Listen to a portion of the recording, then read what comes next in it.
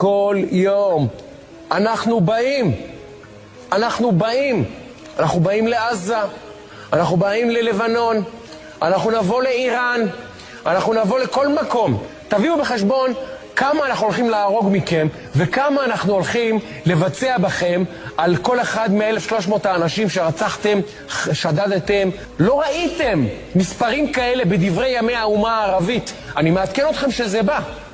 למקרה שאתם מבולבלים, אני מעדכן אתכם שזה בא. מספרים שלא דמיינתם שאפשר בכלל להגיע אליהם. ואנחנו מוכנים להיכנס לבידוד בינלאומי, ומוכנים להריב עם ארצות הברית, ומוכנים להריב עם כל העולם ואחותו. כמה שנצטרך עד שכולכם, כולל כל התומכים שלכם, תעלו לפגוש את אללה, אנחנו נהרוג. שיהיה ברור, זה המצב בישראל, זה הסנטימנט. אז תחגגו ברשתות החברתיות, תעשו פרי פלסטיין, תעשו את כל המסכנות שלכם, ואנחנו נבוא להשמיד אתכם. להשמיד. תעבירו את זה, תריצו את הסרטון הזה, שיראו כל החברים שלכם. מה אנחנו עומדים